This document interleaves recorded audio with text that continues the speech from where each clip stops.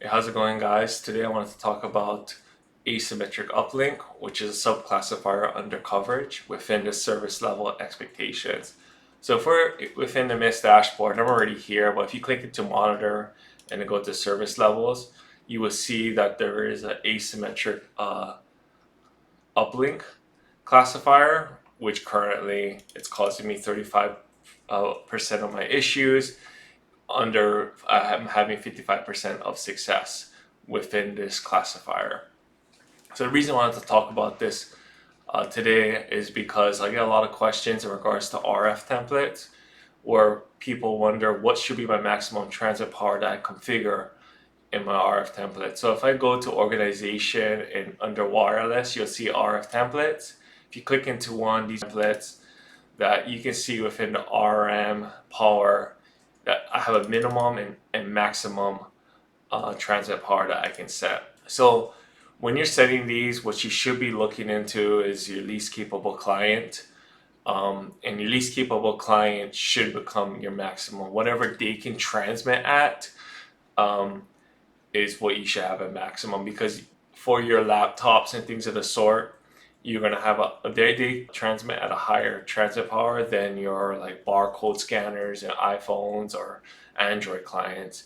So these are gonna be like the two normal least capable clients. Typically, will be in your distribution warehouse is your barcode scanners, and if you're in a corporate office or enterprise, it typically be your wireless handsets, so your iPhones, Androids of the world. So if we go back to the service level expectations, which is under monitor service levels, and if you click into asymmetric uplink, it'll provide you a little more data on what is happening on your network.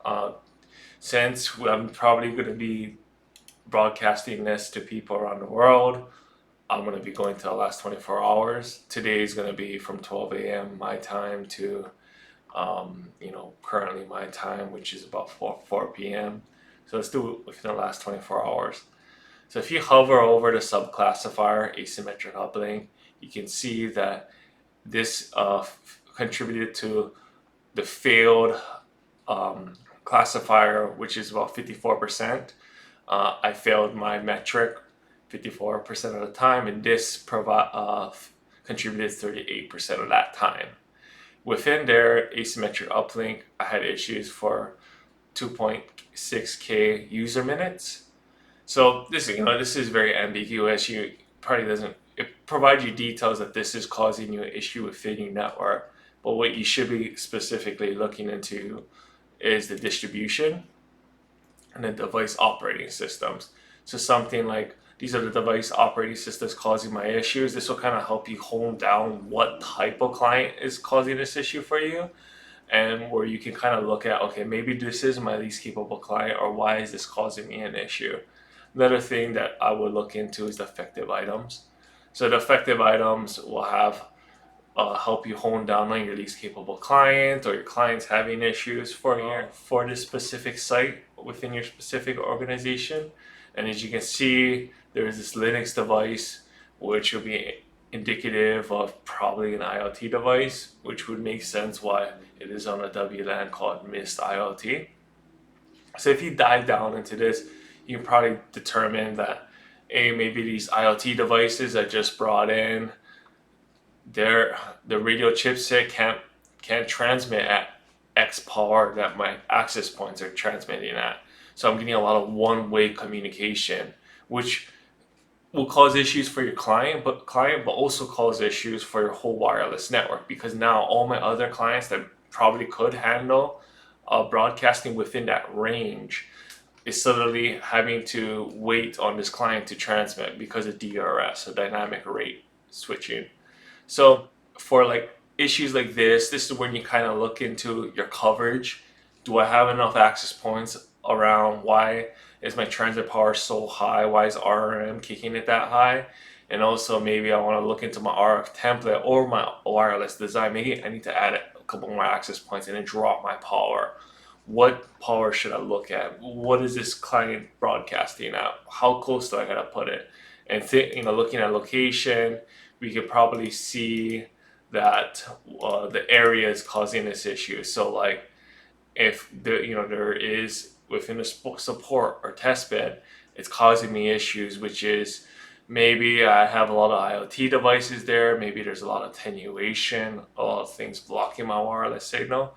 So power is kicking it higher, and then now it's at transmit the maximum transmit power that I have set within my RF template. So maybe I gotta drop it down. Maybe I gotta add a couple more access points. And I tried to make this illustration within PowerPoint to kind of show that this could cause you an issue, right? So here I have like an Android client and like a MacBook or any laptop. And let's say, like an example, my Android client maximum transit power is 11 dBm.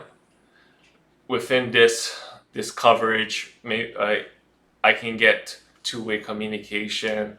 There isn't an issue with my RSSI on either of them. My client can transmit to the wireless access point, and my wireless access point can talk to my client. But if we get a little farther out, for the coverage, you can see that maybe my Android client, which can only transmit at 11 dBm, suddenly can't communicate back to the wireless access point, but the wireless access point can communicate to it. So the wireless client can demodulate what the access point is setting to it, but the client is having trouble, is having to rate shift down when it tries to communicate to the access point, right? And this is a symptom of asymmetric uplink, which would, the SLEs will provide you a little indicator that can help you with identifying these. And because in the wild, they're very hard to identify. Maybe you have a lot of new clients out there, and they're complaining to you that the wireless sucks, right? So like the SLEs will showcase this to you. And I also went one step further to showcase what if I had a laptop within this cell edge, where at 14, it can transmit at 14 dBm. It's talking fine back and forth, right? There's bidirectional traffic, and RSSI is not dropping. But suddenly I'm going to another cell edge. Clients transmit at 14 dBm, but now the client can't reach the access point. Same thing as the Android client, but the access point can transmit to it. So it's doing DRS, dynamic rate shifting, and it's shifting down, and it's communicating slower than the access point can communicate to it. So this is like pretty cool that within the MIST dashboard, you can see that there's a subclass for asymmetric uplink. And also, it's an indicator to you that maybe I should relook my wireless design. Maybe I ought to relook what my max transmit power is. So that's all I want to show today. I appreciate your time.